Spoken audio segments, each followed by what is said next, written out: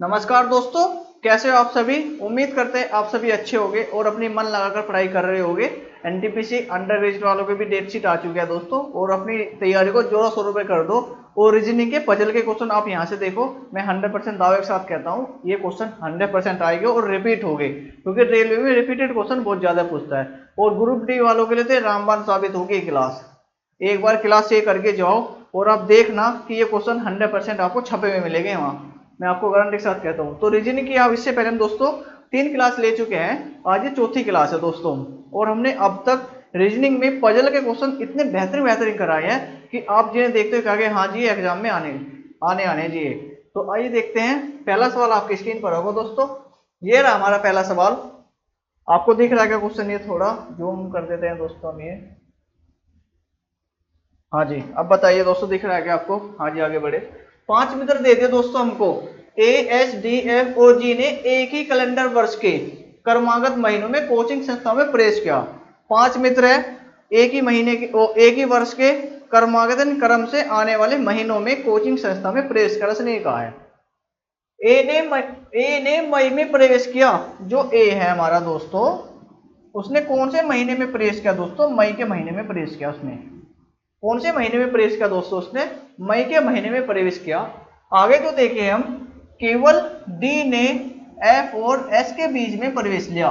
केवल डी ने एफ और एस के बीच में, केवल डी ने एफ और एस के बीच में प्रवेश किया। यानी एस ऊपर भी हो सकता है दोस्तों, एफ नीचे भी हो सकता है। दो संभावना हमारी बन गई है, तो हमने दोनों संभावना लिख ली है। एक इसमें गलत होगी, कौन सी होगी आगे लग जाएगा पता वो।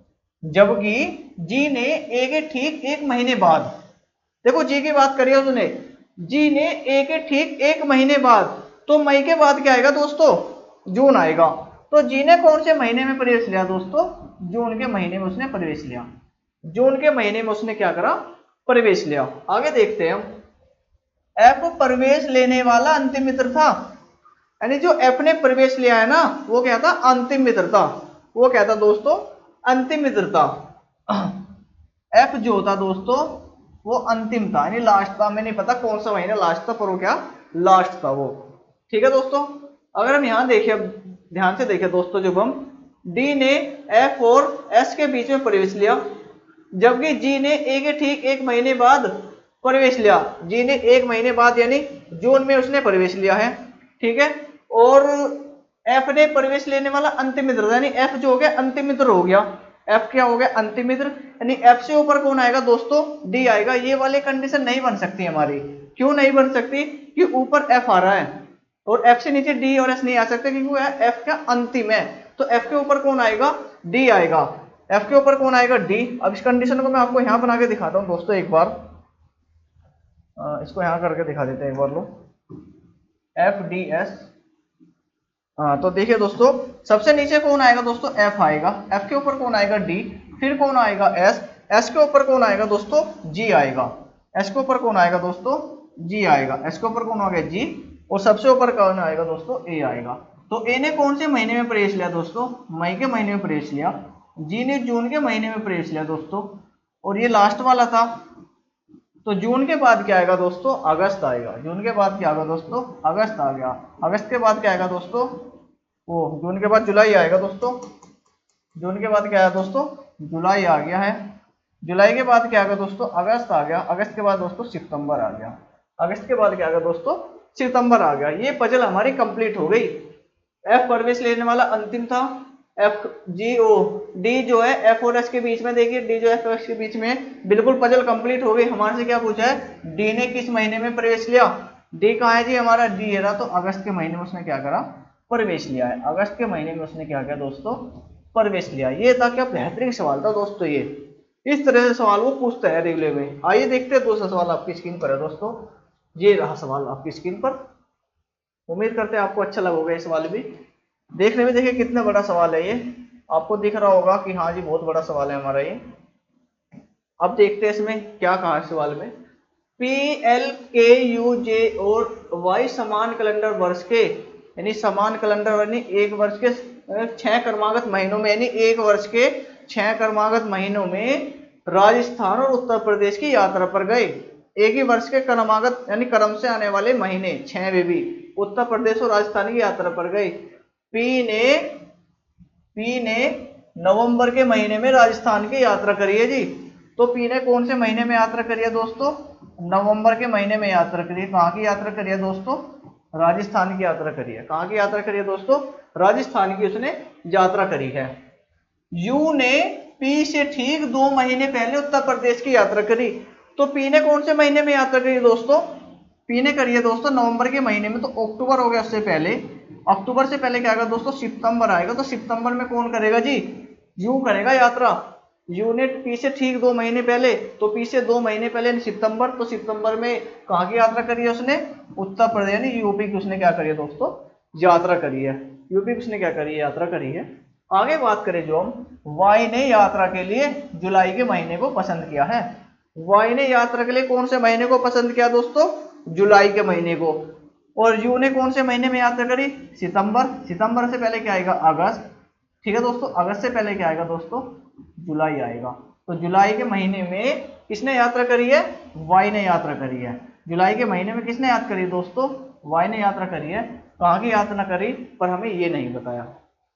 जे ने वाई और यू द्वारा पसंद किए गए महीनों के ठीक मध्य में राजस्थान का दौरा करना पसंद किया। देखिए जे की बात करें, वाई और यू द्वारा पसंद किए गए महीनों के ठीक मध्य, यानी वाई और यू के मध्य करेगा वो यात्रा।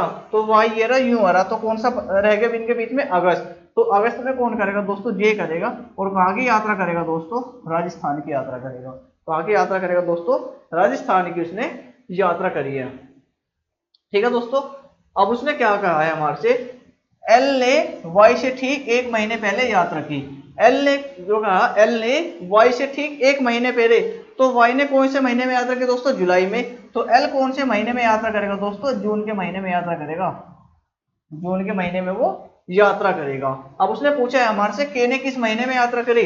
देखिए हमारे 6 महीने हो गए, जून, जुलाई, अगस्त, सितंबर, अक्टूबर, नवंबर, और अक्टूबर को छोड़ के सब में यात्रा कर रखी है। तो अक्टूबर में कौन बचेगा? नहीं, के रह गया है। तो अक्टूबर में कौन यात्रा करेगा दोस्तों? के।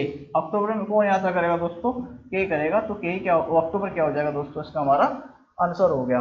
अक्टूबर क्या होगा दोस्तों? इसका हमारा आंसर हो गया। काफी अच्छा सवाल था दोस्तों ये। उम्मीद करते हैं आपको अच्छा लगेगा और पसंद भी आया होगा सवाल ये। आइए देखते हैं अगला सवाल आपकी स्क्रीन पर है दोस्तों। इमारत का सवाल आ गया दोस्तों। एक ही इमारत की 6 अलग अलग मंजिलों पर रहते हैं। हमें दे दिया है 6 सदस्य दे दिए दोस्तों, हमें 6 हमें सदस्य दे दिए दोस्तों। ये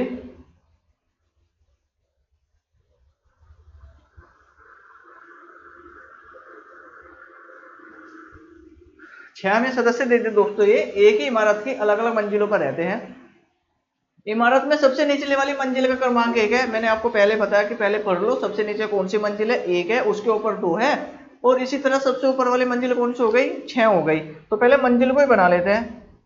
1 2 3 4 5 6। ठीक है दोस्तों, तो 6 मंजिल हो गई हमारी ये। सबसे नीचे 1 हो गई, उसके ऊपर 2 हो गई, सबसे ऊपर हो गई 6ठी। आगे बात करें जो एच जो है मंजिल क्रमांक 4 के ऊपर किसी एक स्थान पर रहता है। यानी एच जो होगा 4 के ऊपर 5 और 6 में से एक जगह है, पर हमें ये नहीं पता कौन सी जगह है। एच और एन के बीच में केवल 3 व्यक्ति रहते हैं। हम इसको 2 कंडीशन एक साथ लेके चल सकते हैं दोस्तों। अगर हमें सवाल को जल्दी सोल्व करना है तो हम इस सवाल को 2 कंडीशन लेके चलेंगे। 2 कंडीशन लेके क्यों चलेंगे? उसने बोला एच जो है 4 के ऊपर किसी मंजिल पर रहता है। इसमें या तो 5 पे होगा, और इस वाली कंडीशन की बात करें 6 पे होगा। हमने दोनों कंडीशन बना ली। एच के ऊपर या तो 5 पे बैठेगा या 6 पे बैठेगा, इनमें से एक पर रहेगा। एक इसमें गलत हो जाएगी कोई सी हमारी, वो आगे सवाल में पता लगेगा कौन सी गलत होगी। एच और एन के बीच में केवल 3 व्यक्ति रहते हैं। एच और एन के बीच कितने व्यक्ति है दोस्तों? केवल 3 व्यक्ति। एच, हम एन ऊपर तो बैठा नहीं सकते, एन को नीचे बैठाना पड़ेगा। 1 2 3, तो हमें एन को यहाँ बैठाना पड़ेगा दोस्तों, क्योंकि एच और एन के बीच में 3 व्यक्ति आ गए हैं। एच और एन के बीच में कितने व्यक्ति आ गए? 3। तो हमें इसमें एन को यहाँ बैठाना पड़ेगा दोस्तों, क्योंकि 3 व्यक्ति इनके बीच में आ जाएंगे यहाँ पर। ठीक है दोस्तों, यहाँ तक समझ में आ रहा होगा आपकी। आगे बात करें जो हम, पी जो है एन के ठीक ऊपर वाली मंजिल पर रहता है। पी जो है एन के ठीक ऊपर वाली मंजिल पर, यानी एन के ऊपर कौन है दोस्तों? पी है बिल्कुल। n के ऊपर कौन है दोस्तों, p, हमें ये बता दिया है p और t के बीच केवल 3 व्यक्ति रहते हैं, p और t के बीच केवल 3 व्यक्ति, तो हमें 3 व्यक्ति लाने हैं p और t के बीच में, 1 2 3, 3 व्यक्ति आ गए, तो हमें t को यहां बैठाना पड़ेगा दोस्तों, फिर जाके क्या होगा 3 व्यक्ति आएंगे। अगर इसकी बात करें दोस्तों हम 1 2 3, तो इसमें हम बैठा ही नहीं सकते, इसमें हम क्या कर सकते हैं, बैठा ही नहीं सकते, क्योंकि 1 2 3 व्यक्ति आ गए, हम टी को कहाँ बैठाएंगे, तो ये कंडीशन होगी दोस्तों हमारी गलत, ये कंडीशन हो गई हमारी गलत। आगे जो हम बात करें दोस्तों, डब्ल्यू टी के नीचे किसी विषम क्रमांक वाली मंजिल पर रहता है, जो डब्ल्यू है टी के नीचे किसी विषम क्रमांक हो गया 1 3 5 क्रमांक वाली मंजिल पर है, टी ये रहा, तो टी के नीचे विषम क्रमांक 4 तो सम हो गया और 3 विषम हो गया, सिर्फ 2 ही अंक बच रहे हमारे, 4 पे बैठेगा नहीं वो, तो कहाँ बैठेगा दोस्तों वो, डब्ल्यू यानी 3 पर बैठेगा, तो कौन बच गया हमारा, y बच गया, तो y कहाँ बैठेगा दोस्तों, 4 पर बैठेगा, y कहाँ बैठेगा दोस्तों, 4 पर बैठेगा। तो ये क्या हो गया दोस्तों, हमारी पूरी पजल कंप्लीट हो गई, पूरी पजल क्या हो गई दोस्तों हमारी ये कंप्लीट हो गई। हमारे से क्या पूछा है, y के ठीक ऊपरी मंजिल पर, ऊपर वाली मंजिल पर कौन रहता है, तो y ये रहा, तो इसके ऊपर कौन है, y के ठीक ऊपर वाली मंजिल पर कौन है, तो y ये रहा, इसके ऊपर कौन है, h, तो h क्या हो जाएगा दोस्तों, इसका हमारा आंसर हो गया है, h क्या होगा दोस्तों, इसका हमारा आंसर हो गया है। ये क्या थे दोस्तों, आज हमने फिर 3 पजल के क्वेश्चन हमने आज आपको कराई है, और इतने अच्छी तरीके से कराई, इतने प्यार से कराई कि आपको एक एक पॉइंट समझ में आया होगा। और अगर आप इस तरह से करते हो, एक क्वेश्चन को 2 से 3 बार कर देते हो, तो मैं दावे के साथ कह सकता हूँ कि आप उस क्वेश्चन को नहीं भूल सकते, उस तरीके को नहीं भूल सकते। बस आपको एक बार तरीका आना चाहिए कि पेपर में सवाल में करना कैसे, सवाल पढ़ते जाओ और वही इसमें करते जाओ। ये क्या थे आज की क्लास थी दोस्तों, उम्मीद करते हैं आपको अच्छी लगी होगी और पसंद भी आई होगी, क्वेश्चन भी अच्छे लगे हो। अगर आपको वीडियो अच्छी लगी हो तो प्लीज दिल से लाइक कर देना वीडियो को, चैनल को सब्सक्राइब कर लेना, शेयर कर देना अपने और दोस्तों को। ठीक है दोस्तों, कल फिर मिलते हैं नए वीडियो के साथ, नए क्वेश्चन के साथ, तब तक के लिए जय हिंद जय भारत।